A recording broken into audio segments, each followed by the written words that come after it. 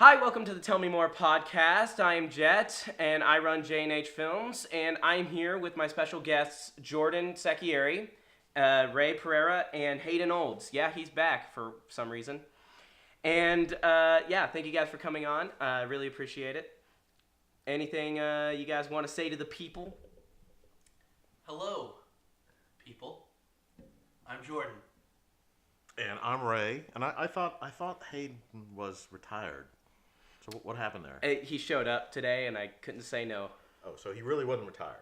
I came out of retirement. He came out of retirement. I actually had to get my severance pay. He fired me. Ah. So, you know how it is. It's always fun being fired. Oh, yeah. I mean, you get paid more than if you quit, so.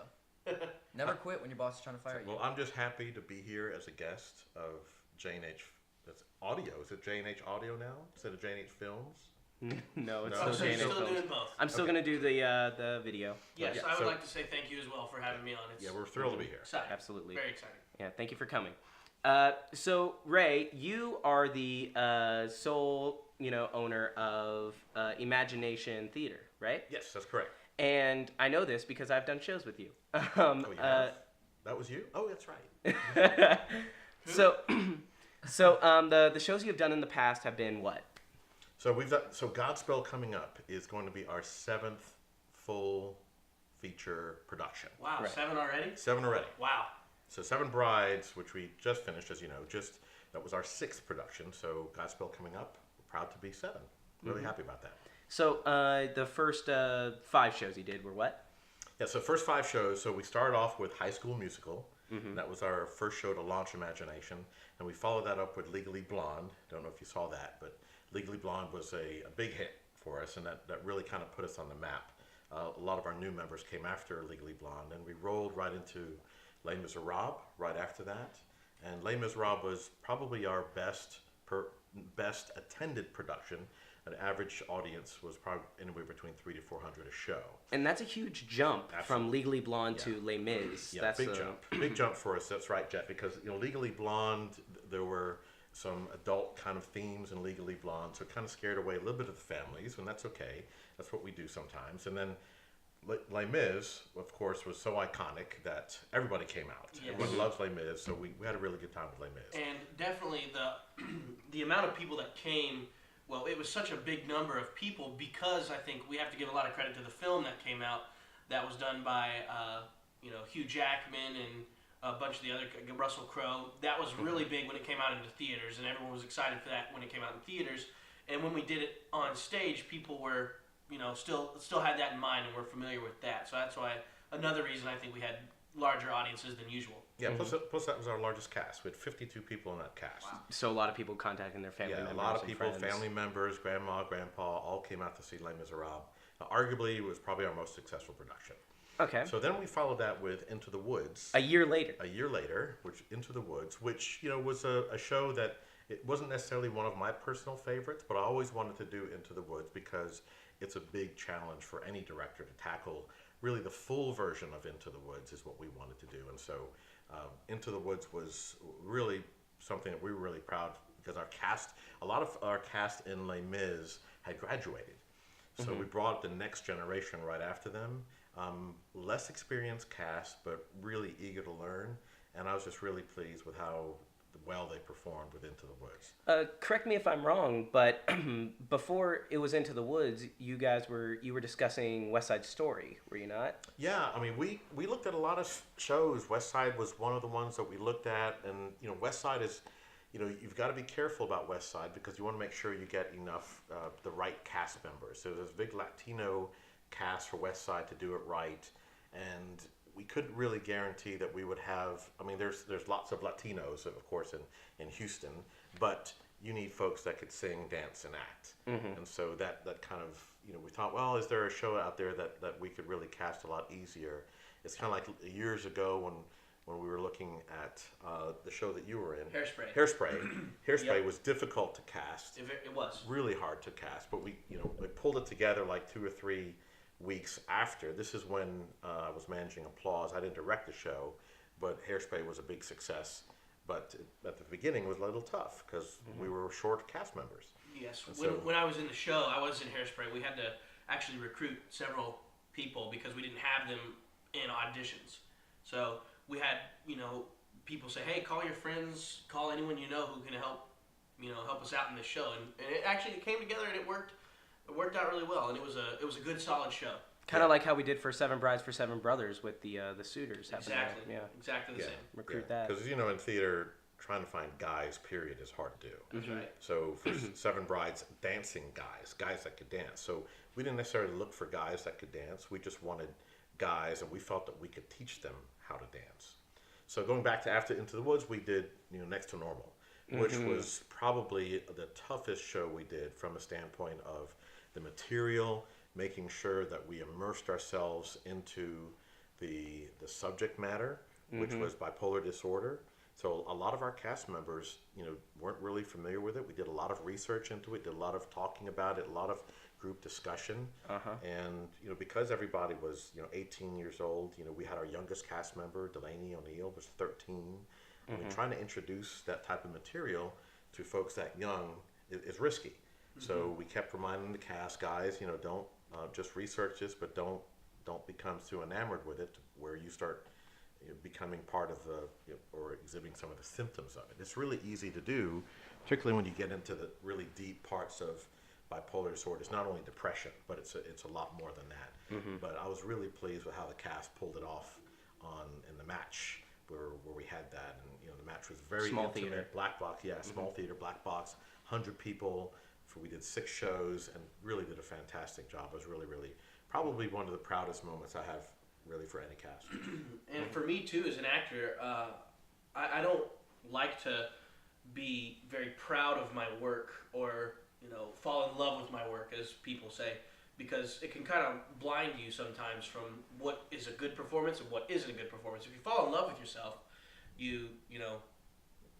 your pride gets in the way of actually performing a good show for audience members. And I'm pleased with the way that show turned out. Everyone in the cast did a phenomenal job. And as an individual and as an actor, I learned a tremendous amount throughout that whole show process. It was really a good show for me to do at the time. Yeah, so our goal for that show was we wanted the audience to follow the story of Diana, to follow the story of the husband, to follow really the plight of everybody, and we wanted them to really feel at a deep level. And if you came to one of the shows, you probably heard some people crying. You probably heard a lot of men crying. A lot of sniffles. A lot of sniffles. A lot of folks really got to them, and that really is when you talk about falling in love with your work, Jordan. The audience really dictates how well you do. That's true. So we try to really teach our cast that the audience rules. So if the audience loves what you do, that's great. That should be really your gauge of success. So so then after Next to Normal, Seven Brides for Seven Brothers comes along. Yeah, I mean, that was something that I was a little bit reluctant to do, that show, because it was the first show I ever directed back it was 6 years ago. So the first show you've ever directed twice now. In 2012, I directed for CYT Seven Brides for Seven Brothers. We had a great time. It was a phenomenal show, very well received, very well attended. And Jordan was also in that one. Jordan was in. He played Caleb. He did a fantastic job. But Jordan was what? You were I was 14 years old when that happened. Yeah, he was 14. So now, and I tend not to like to do shows twice because you tend to worry, is the legacy of the first show going to get diluted with doing a second show? Maybe the second show is not going to be as good as the first show. But it was such a challenge to try to do Seven Brides or Seven Brothers because not a lot of theater companies do it because it's a hard show. Because you need dancers, you need guys who can act, sing, and dance. Exactly. And a lot of shows like Next to Normal, you really can get by with just acting and singing. But for this one, a lot of us had to learn, exactly how to make these movements and how to make them entertaining. And precise too. All do it together because you see a lot of community theaters that are like, if they want to do all a kick, for example, at the same time, you see, instead of a kick at the same time, you see a ripple where like one person will kick and then the next person will kick. Also keep in mind too that for the teenagers, most of them don't know about Seven Brides unless their parents introduce them to it. So That's right. a lot of kids were like, Seven Brides? What is that? That's from like the 1950s. I wasn't even alive back then. And then they don't want. And then they don't want to audition. They don't want to audition for it because they never heard of it. But then then you have kids that did want to audition because their parents loved the show. Mm-hmm. And so, but we chose because we knew it was, number one, it was family friendly. It's a fun show, has a great storyline, and then you have dancing, the incredible dancing, and then there's a good, really strong plot involved as well. Yeah. So, I can say without a doubt that was one of the most difficult shows I've been in, just physically, because, dude, like every day, like of rehearsals and tech week, I was coming back home like limping. Maybe it's just because I'm a wimp, but it hurt, man. It was complicated. Hayden here played Gideon. Jordan, you played Caleb in the first one, and then you played Adam Pontepe. That's correct. And I played Frankincense. And it was just I could not be more proud of that show because I think that's the most fun I've ever had on stage, though. Yeah, if you remember, you're right. If you remember that a lot of audience members would come up to me, even today, and say, how did that kid do the acts like that? That was Derby. In all honesty, I mean, Hayden really didn't get that down until a few weeks before showtime, because that's really hard to do. It is very deceiving. You have to not only jump over the acts, but jump over it consecutively. You don't skip and then jump. You go jump, and you do it on the table. Mm-hmm. So it's something that's not easily done.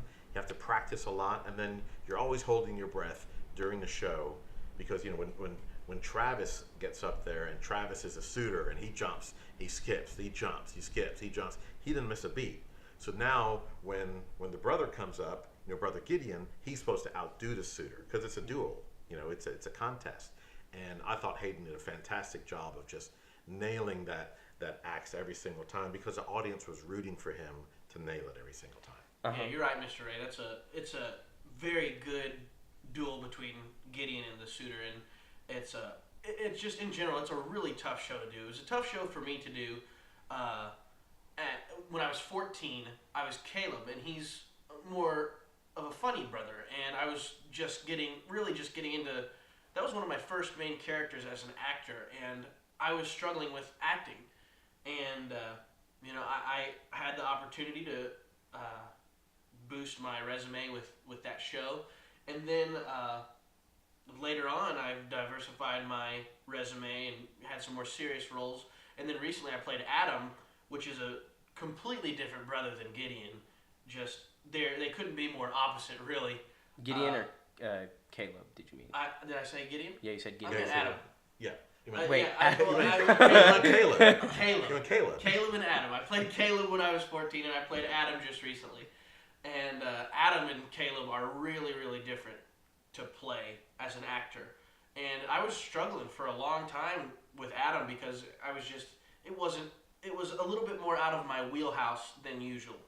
And no, people don't think that. People think, oh, here's Jordan in another league. Adam, that's an easy part for him to do. But it really wasn't, right? It was not. It was not an easy part to play. But luckily I was able to get into character, stay in character, and perform what I hope the audience thought was a good performance. Because at the end of the day, Mr. Ray said it earlier, it's what the audience thinks about your performance. It's not about what you think. You can think something's really good, and it's not. It's up to the audience to decide what's good and what's bad. And I received a lot of compliments, and I'm sure Jet did, and I'm sure Hayden did as well, and Mr. Ray too, for his direction throughout the show process. It's a really good show, and you directed it very well. It doesn't get enough credit. I agree. Yeah. It doesn't get enough credit. The actors don't get enough credit. The crew doesn't get enough credit. But really, it was an amazing experience, and it was a fun time working with all of the people in the cast. One of my favorite casts that I've ever been a part of. Mm-hmm.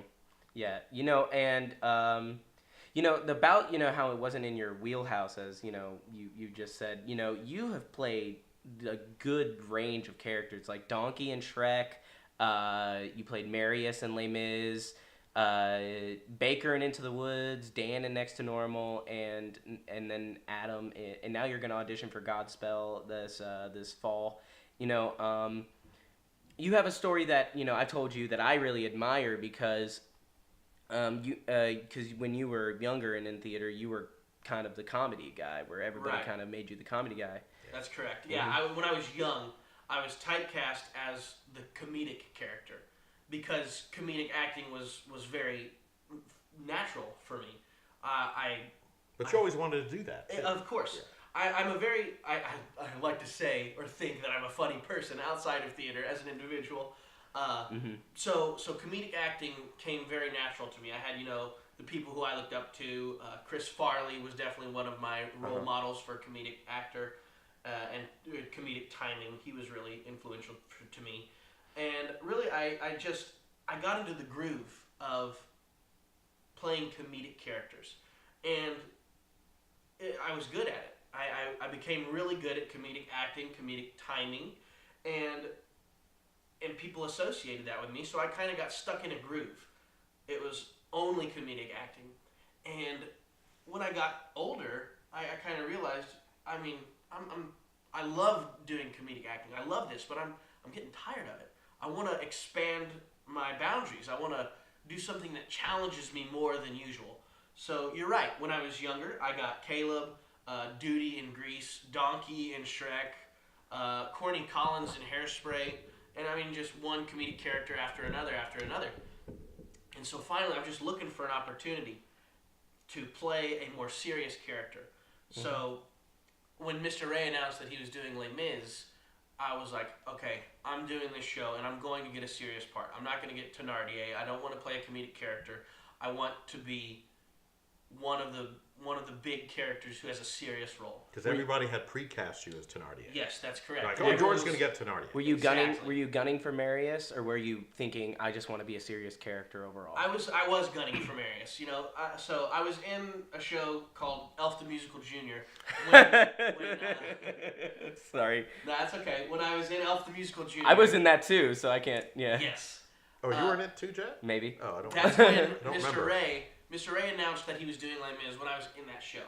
So as soon as I heard that Mr. Ray was doing Les Mis, I started practicing every day. Every time I got in the car, every time I had free time, I listened to the soundtrack. I practiced. And by the time auditions came around, I was memorized for most of the parts that I had callbacks for. So Mr. Ray gave me an opportunity. He called me after he decided who was going to play who and who was going to be on the cast list. And he told me he thought I had what it takes to play Marius. And I was really shocked when I heard that. He said, when you came in today, you were in the zone. You were really focused and you were really determined. And I was determined. I was determined that these people are not going to precast me as a comedic character. I want to be taken more seriously on stage, and I want to be taken more seriously as an actor. So I started working, and I just worked hard. I worked nonstop for that show. And I think the reward was, the applause you hear when people see the show. Yeah, but I think even your habits, like in auditions, I remember, because normally you come in auditions, you're joking around, you're high-fiving everybody, you're smiling, you got the Jordan Donkey smile. Yeah, so exactly. But in Les Mis, it was different. You came in, you were really serious. You weren't really socializing that much. You were really focused in on, you got up there, you auditioned, you left, you came back for callbacks. You stayed really true to yourself. So it really wasn't the fact that you had to be serious in the role that you wanted, but you had to change your habits. That's correct. You had to become more professional. You had to become really more deliberate about, this is what it would take, and I have to, if I want to be Marius, I have to be Marius from the time I walk into audition. Exactly. I did research. I purchased the book Les Mis by Victor Hugo. I read every chapter that involved Marius as a character. I watched the films. I watched live productions. I seriously did research, and I was determined to get one of the big roles, or I was determined to have a good callback and a good solid audition. If you had gotten Thénardier, would you have rejected the part? Oh, of course not. I'm not one who likes, as I said, I try not to be prideful. I'm a Christian. I try to be as much like Jesus as possible. I know I'm not good at it. I don't think anybody is. But I try not to be prideful, especially when it comes to my acting career.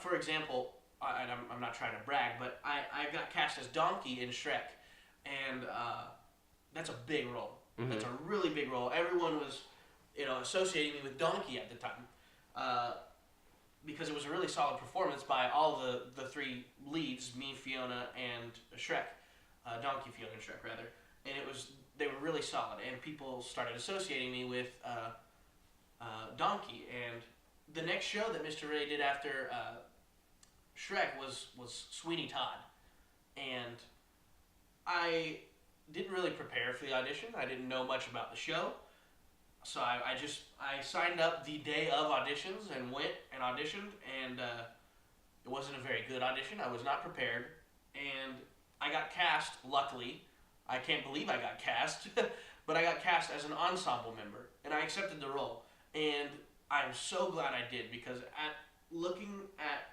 my past and my acting career, that was one of the pivotal moments where I learned how to become a more serious actor rather than a comedic actor, because I went from Donkey to Sweeney Todd. Very, very different as far as stage presence goes and as far as storyline goes. It's a much more serious storyline, and it's not Shrek. Mm-hmm. So that's when I had to learn how to become a more serious actor, how to not break character. That was tough for me to learn. How to not break character and how to roll with the punches. But you know what I really liked about that role for you in Sweeney Todd, Jordan, is that you took the role of an ensemble member after being a lead in Shrek. You got huge accolades for being Donkey, and then people were like, wait a minute, how did Jordan get an ensemble member? And it was really because, like you mentioned, it's all preparation. If you, So I mean, this audition and callback was famous. It goes back in like folklore of you in callback saying, I don't really know the show. I just kind of walked in here, Yeah. and everybody else in the callbacks is looking at you like, really, dude? Like, are you kidding me? So, Why are you here? so if I were to cast you as Sweeney or the judge, then that would have screamed of favoritism, right? Because right. everyone heard you say that. So it's one of the, but you accepted the role as ensemble, and I think that was really good for being a role model, because it showed that someone who is in a lead position on one show can get cast as an ensemble, still accept it, and you actually displayed a lot of leadership throughout that whole show. You did whatever was asked. You played multiple roles in the ensemble, and a lot of people looked at that and say, wow, that's really cool. You could have easily dropped, easily have said, look, I'm a lead, I was a lead before, I don't have to take an ensemble, but you didn't. I thought that was probably one of the best moves that you ever did, and one of the better shows that you ever did from simply a humility aspect. If Thank you. if you fail to prepare, you prepare to fail. Absolutely. That's right. And I Yeah. think Wilson Germain Heredia said it the best. He played Angel in Rent. He won a Tony Award for his performance as Angel. And we got the opportunity to work with him. Several people in the Imagination cast. And you Jet sang with him. Yeah. I had the opportunity to sing with him.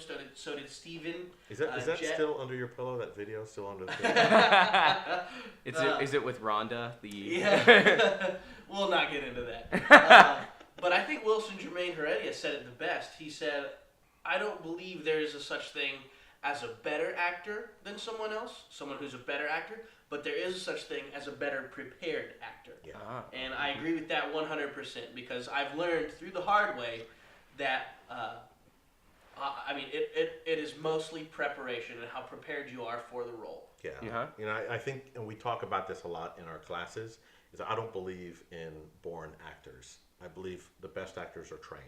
Uh-huh. I really believe that if you put in the work, you train hard, you really focus, I think you stand a chance to beat anybody in that audition or callback. Yeah, because if we look at the classes the classes that I've been a part of anyway, everybody who you said is a natural actor or like what's it called? I guess it's just natural actor. Acting comes naturally to them. You still had to do a lot of work about shaping them. Like with me in Into the Woods when I came in the classes, you told me like many times you were just very raw, and we need to take you and mold you a little bit. And like Travis in Seven Brides, love you, dude. If you're listening, where he was also raw, and we had to mold him a bit. So, do you believe that so you said every actor has to be trained to be good, or what do you mean? Yeah, so I mean, so even like the word raw. So if I tell an actor and actress, hey, look, you're raw. We need to. What does raw mean? Like, it's like when people say, okay, we need more energy. You hear that a lot. Yeah. We need more energy. Well, when you're 16 or 15, you may not know what the heck that means. You may, what does energy mean? Like, talk to me about that. So we really try to explain, folks, what does raw mean? What is it when you're not raw? So what is it that's raw? Okay, so if you have happy feet, if your feet are constantly moving, you're distracting the audience from your core performance because you've got all these body parts moving that shouldn't be moving, and now you then perform that same piece and you're completely still, you've gotten into the character, you're delivering it in a different way, the way you say it comes out differently out of your mouth than it did before. The audience is really paying attention to your character and not being distracted. Well, that's a great example of, we just fixed somebody there that's raw. So we make a lot of, we always, about happy feet. We always say happy feet. So 5 out of 10 performers that come to Imagination have happy feet. It's easy to fix, but they've never really been told that you have happy feet. They don't know what happy feet are. And then you video them, show them like, wow, I never realized I did that. That reminds me of me with the whole, we call it Jedis, but they don't know what that means. Where you're doing a scene with somebody and your eyes keep on looking at the audience. Nobody told me that when I was with other companies. Nobody told me, this is wrong. I guess it was just because I was young and they didn't want to hurt my feelings or something. But when you go to Imagination and you go to the classes, they tell you, or you tell us, it's time to, mature as an actor, and you got to know these things are what you need to work on. And I'm still working on it, clearly, but it's getting better because I have a constant drift of people telling me when I do it. Yes. Yeah, that's one of the things that I really like about Imagination Theater is that if ever we're doing a monologue or a song during a class, we oftentimes film ourselves doing it, and then we go back and look at it and see the little things that we could improve upon. Because when you're up there performing, you can't really see yourself because you're up there, and you might be a little nervous, so you might be rocking back and forth. You might be doing something awkward with your hands, and you don't know it because you're distracted by the anxiety of the performance or by the fear of the performance. Yeah, could be speaking too fast. Exactly. And there's a multiple different things that you could be doing wrong, but you don't notice. And that's why I like being filmed, so you can actually see and hear yourself. And once you see that, you're just like, I could have done that better. I could have done that better. And it's very helpful. And especially if you have people critiquing your performance, that's always insightful as well. Yeah, that's a big thing, because when you come from when you're 8, generally your peers don't critique you because you're 8, right? So, but at some point, and we push this a lot, is you are going to be critiqued by your peers. And why? Because the peers represent the audience. So Jet, you talk about your jet eyes. So if someone in the audience sees the jet eyes, and they'll start to look at you to say, okay, is he going to do it again? Is he going to do it again? Oh, there he goes. He did it again. It takes them away from and it takes them away from the story. We always talk about, to the actors, take the audience somewhere. So when you take them somewhere, we don't want you to lose them. So keep them where you want them to be. Jet eyes and the happy feet. The hands on the laps. Just nervous habits like that. It distracts the audience from where they want to be. Like when I'm an audience member, I want that production to take me away from whatever theater setting I'm sitting in. Because I'm going to pay $16, $18, $20, and I'm going to get out. It's like kind of when you go see a movie. Exactly. You see Star Wars, you want to be in the movie. You want to be there. Yeah, and when Leia is flying across space, it kind of takes you out of the moment. Right, absolutely. So it's the same thing as in movies as in a theater. So when you're sitting in that seat, you really want that cast to take you somewhere and to really take you away from life for a couple of hours. Yeah, and I'm glad you said that, because I was recently in the movie theaters watching The Incredibles 2. It just came out. Really good movie. I enjoyed it. I've seen it several times in the theaters. I was watching it, and I was invested, and Brad Bird, the director, was able to take me somewhere as a viewer. But about halfway through the movie, I hear someone's cell phone go, ding, And I turned around and I looked and they checked it, and it ruined the movie for me. And it's not, the cast's fault, it's not the crew's fault. It was just something that simple that distracts you from where you're going. And I think that it's more important when it's a live production, because you can see the actor struggling in certain ways if they're twiddling with their thumbs or playing with their shirt or their pants. That's something that audience members notice, and it takes them away from the performance. And it brings them back to the real world. If I remember, correctly, in Into the Woods, the thing that we just kept on being told was tell the story, and as I play the narrator, and as the narrator, you kept on telling me, Jet, tell the story, and that is the thing that I talked to Zane, who was interning at the time, a lot about. Was I would do things in class a lot, especially in Into the Woods, where Zane always came up to me afterwards, you're not telling the story. It wasn't until open mic night where I performed some random song where he went up to me and told me, you actually told the story. And that's something you never get told anywhere else, as far as I know. To make sure that the story is, make sure that the performance is for the audience and not for you as an actor. You're putting on a show for the audience. You're not, you're not watching the show, I guess. And I think that's why I never really cared for Into the Woods, because the productions Into Woods to me was a very hard story to follow. I'd often get lost many times in Into the Woods because something would happen that didn't make sense, or someone went too fast or spoke too fast. So when someone said, Ray, you need to try Into the Woods, I'm like, oh, I don't know. That's kind of an okay show. But it had such a cult following that I decided to research. And just like we asked the actors, research your role, research the part, make sure you come prepared. The same thing happens with directors. Really, any director, any theater company you go to in Houston or really anywhere, you expect the directors behind the scenes have already researched this show, spent hours researching. So I did a lot of study on Into the Woods to figure out, okay, what's the stuff that I didn't really understand? So then I could, because you can't teach it unless you understand it yourself. Mm-hmm. So Into the Woods was the fact that we did tell the story. A lot of people had asked that in the lobby afterward. Did you follow the story? Yes, we followed it. Finally got the story. It made sense. I think that was really important for that show. Yeah,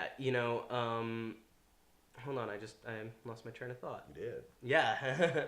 That kind of reminds me about how we're about to do Godspell. A lot of people don't like Godspell. Yeah, and I get it. I mean, you either hate Godspell or you love Godspell. There's no in between. There really is no in between with Godspell. So I happen to love Godspell. I'm one of the few people on the earth that like the 1971 movie, with all the stuff that looks like hippies and stuff. With Jesus with the afro. Yeah, I mean, absolutely.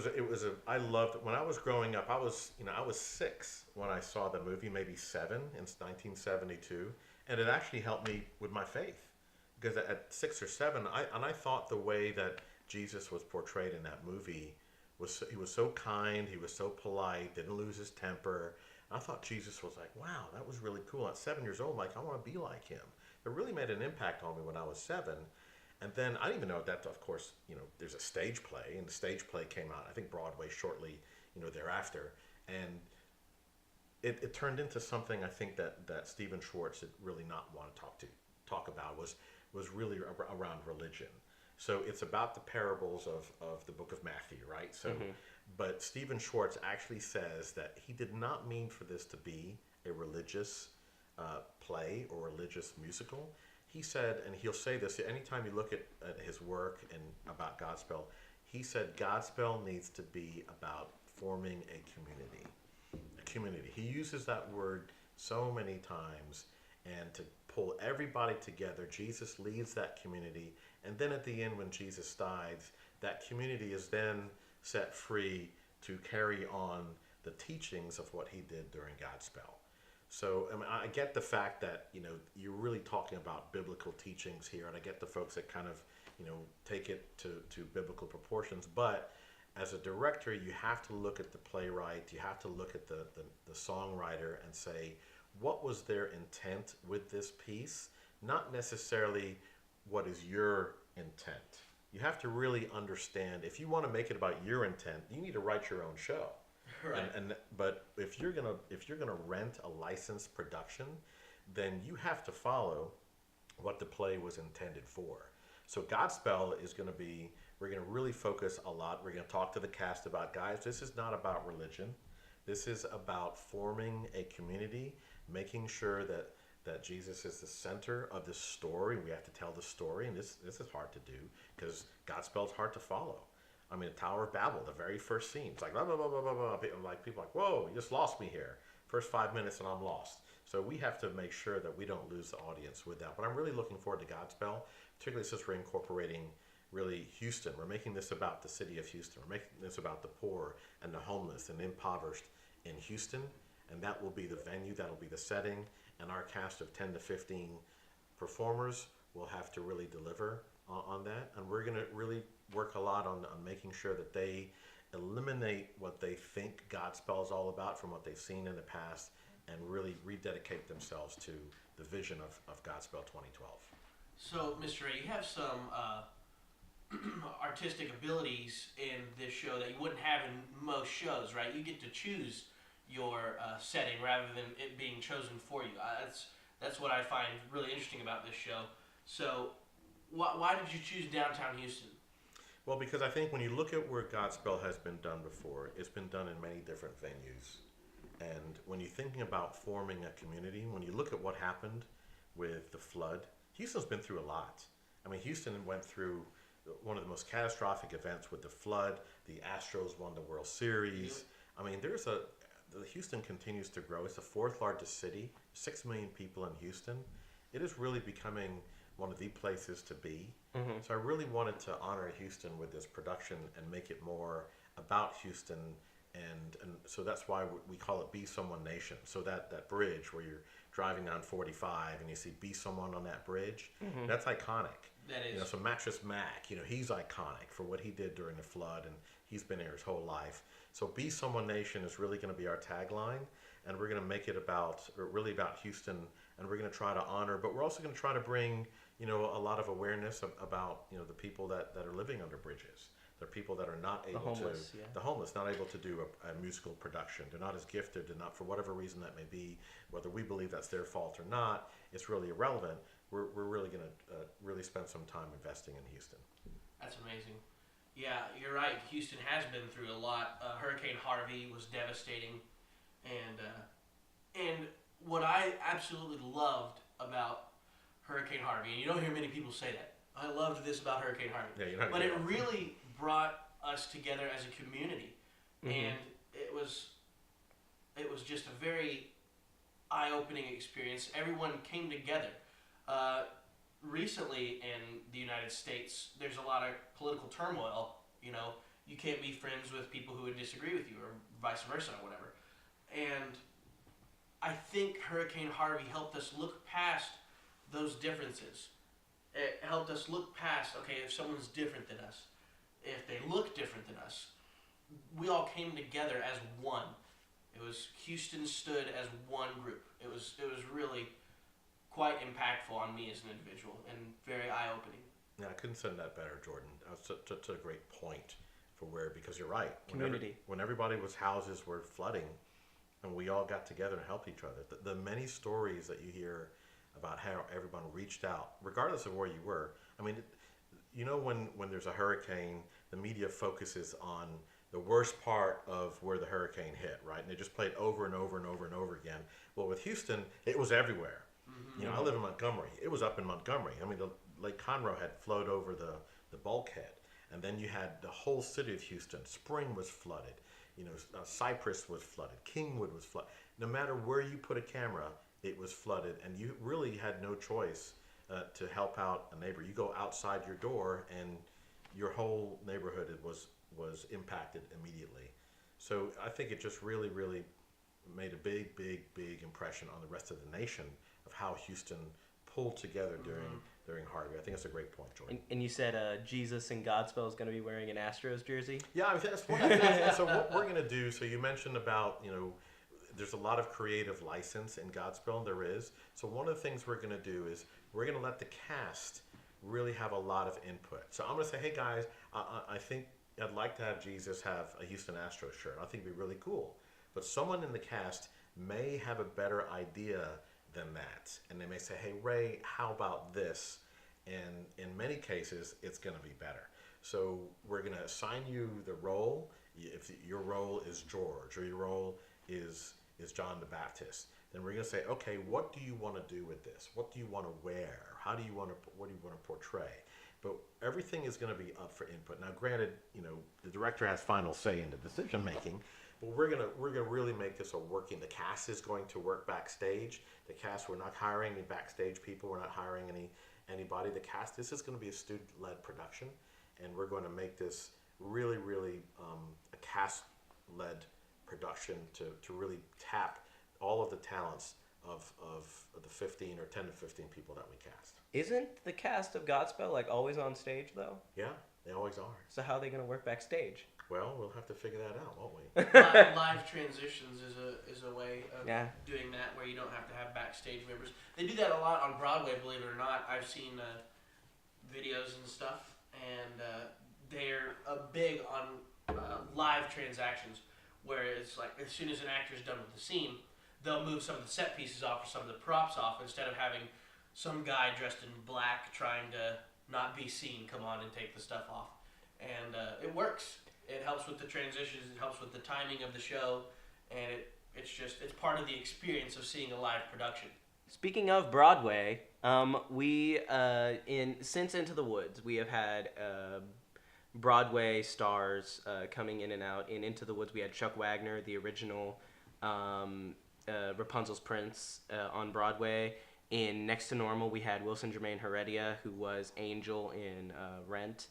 And then after that, we had Kate Rockwell just for a little, like a recital thing. She was great. They were all great, but she was great.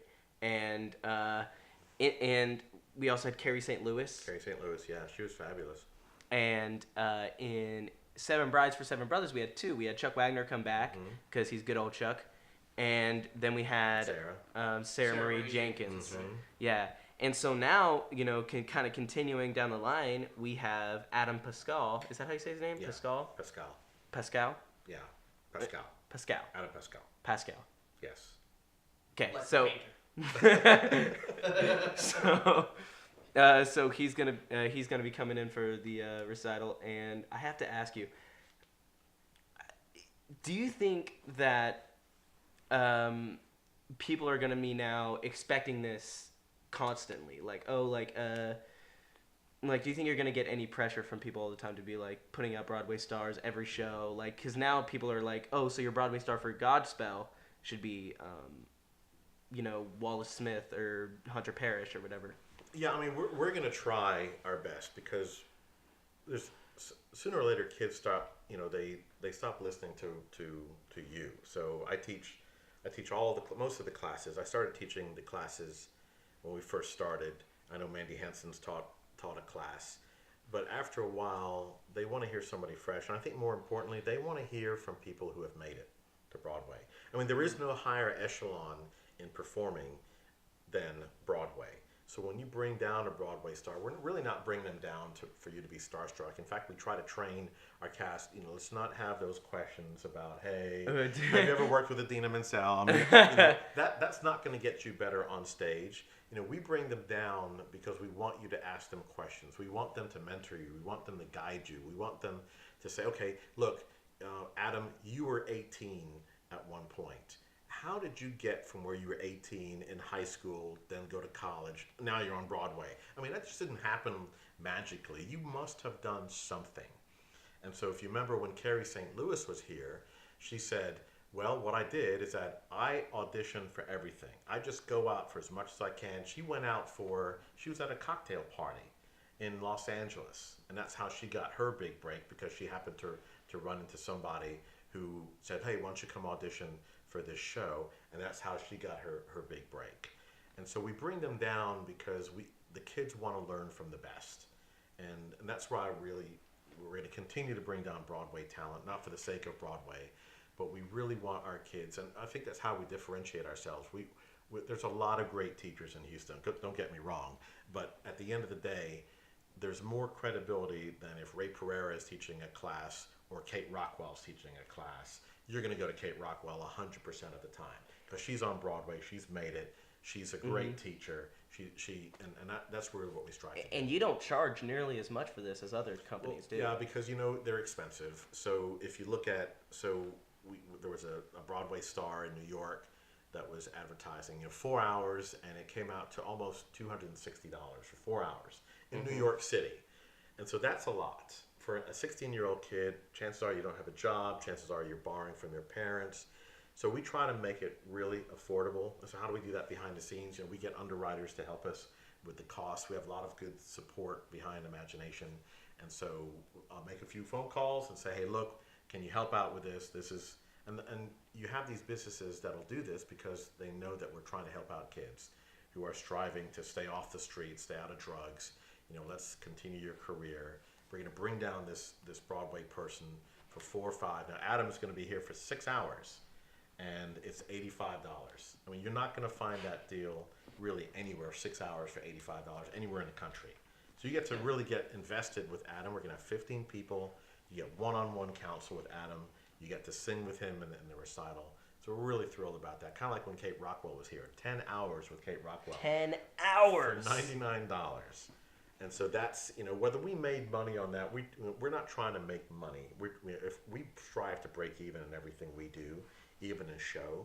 So if we can bring down a Broadway star, and if someone can get really touched and make a difference in a teenager's life and get them, because we've had a few kids that said, look, I'm gonna change what I'm doing now. I want to go to Broadway. I want to study musical theater in college. We've had several people that have already said that and changed simply because of someone who came down from New York and changed their lives. Mm-hmm. Yeah. So, what, Jordan, do you have something? I was just going to say, yeah, it's always really impactful no matter who the Broadway star is. I mean, they're on Broadway, so they're obviously, they're better than I am. So everything they tell me or tell people around me, the questions that are asked, and whatever they respond with, I try to listen to the best of my ability because they've made it. They're stars. They're on Broadway.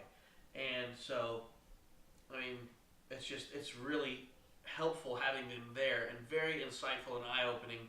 And it's always a lot of fun to see and work with Broadway people. And you find out they're normal people. Exactly. I mean, look at you and Wilson, struck up a really good chemistry. Wilson's just a regular guy. Yes, that was a lot of fun, and I will never forget that either. I'll never forget singing with him, and just really, it was more than just singing. It's like we became friends for the short amount of time we were spending together. It was like, he's a person, and I'm a person, and at the end of the day, that's what it is. And it was just really awesome and inspiring, and I'll never forget it. Yeah, that's the other thing is remembering that they're people, because if you don't remember that they're people, then you're gonna get starstruck and ask stupid questions that won't help you. So I think also, Jet, is that when I was growing up in the theater business, I didn't have that, and so your parents didn't have that. So Broadway stars didn't come down. That wasn't the model back then. If you wanted to talk to a Broadway star, you waited till after the show. And if you were lucky, you got to maybe take a picture of them or shake their hand. So now we're trying to take advantage of give the kids today tools that maybe their parents did not have when they were growing up. Yeah. Is that helpful for you? Yeah, I mean, I'm doing it. So, I did. You already asked him why he's doing Godspell, right? Well, I asked him about the community aspect of it and about the location where he chose to do it, but I did not ask why he chose Godspell over the other shows that were up for the run. Like Sweeney Todd was up in the air, Phantom of the Opera was up in the air, a couple of other shows were up in the air, but he chose to do Godspell instead of those. And I never asked why. So that's a good question. Yeah, why did you choose Godspell? It's always funny because everyone's trying to guess the next show, but it's really pretty easy because in the fall we typically do a smaller show. So we typically have the match in Matchbox 3 where it's 100 people, so you can't have like 40, 50 kids in the cast.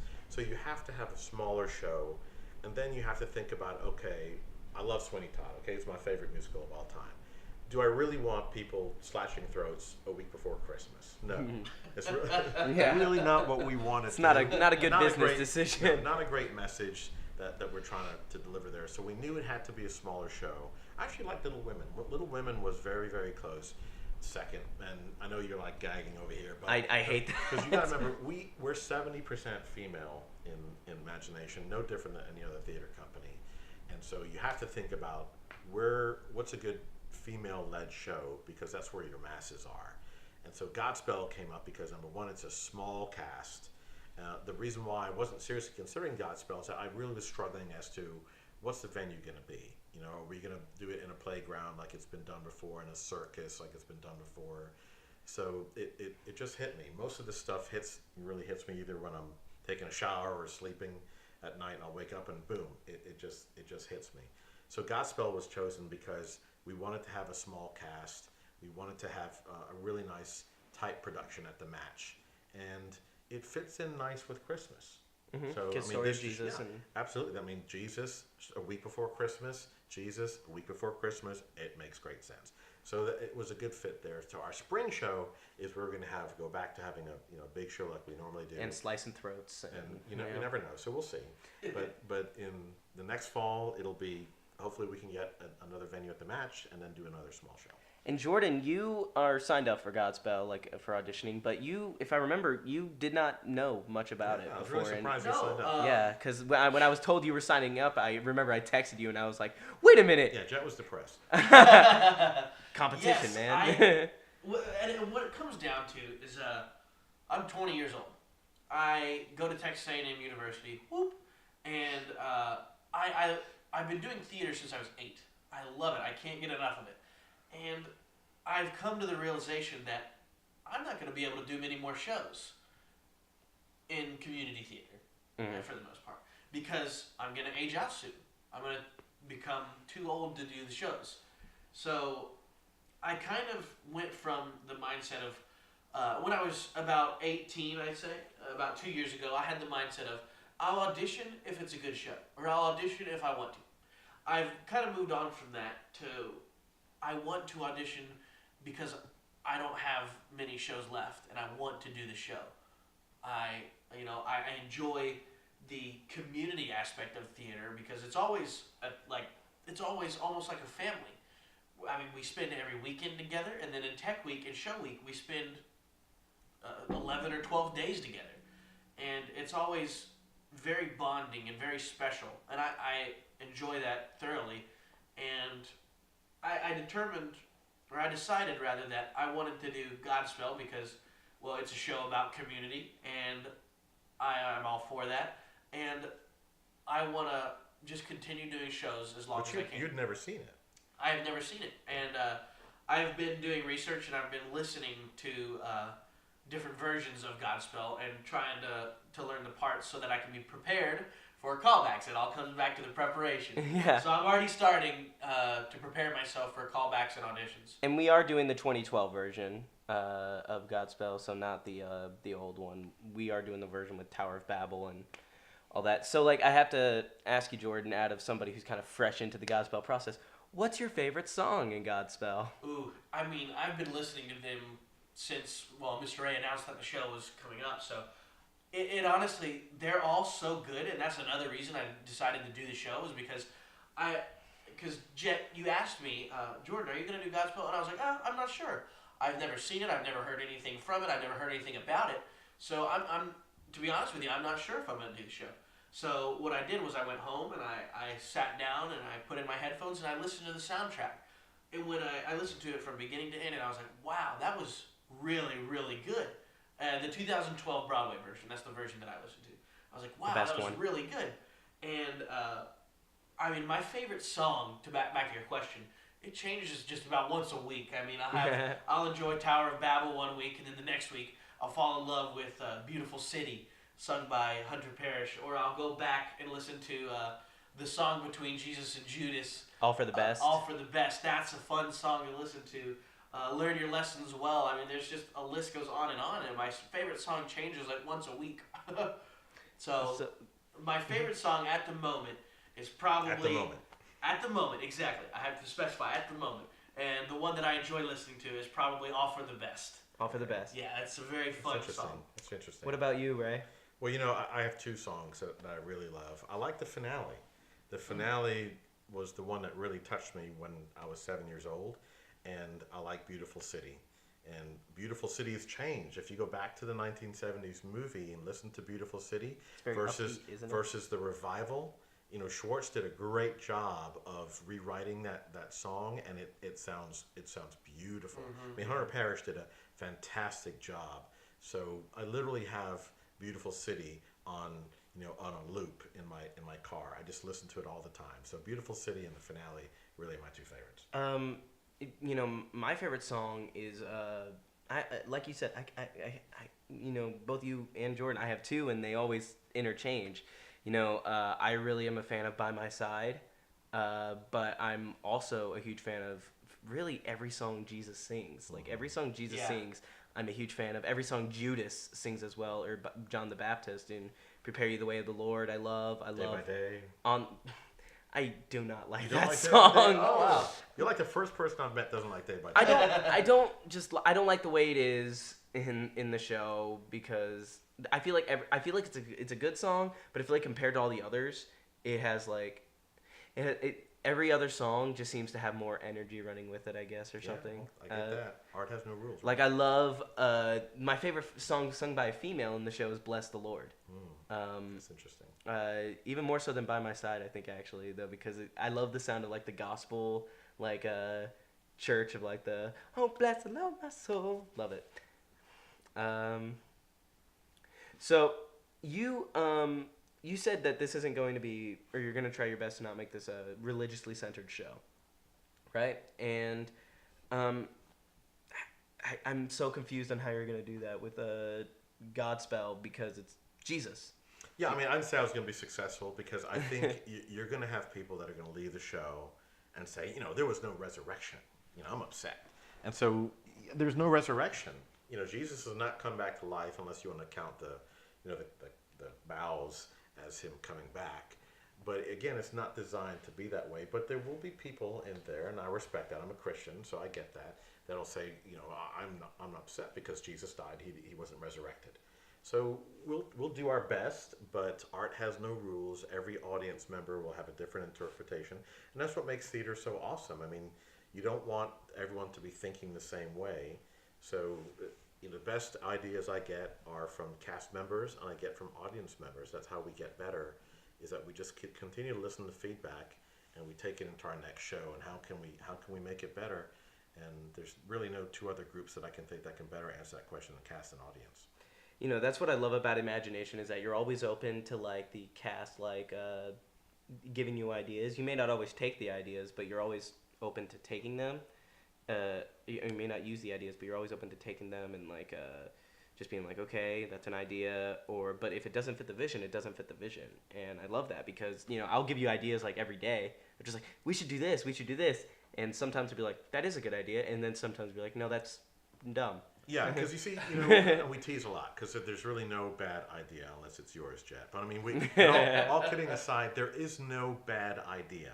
There are ideas that don't fit the vision, but there are no bad ideas, because people have taken quote unquote bad ideas and turned them into incredible performance of art. I mean, look at Hamilton.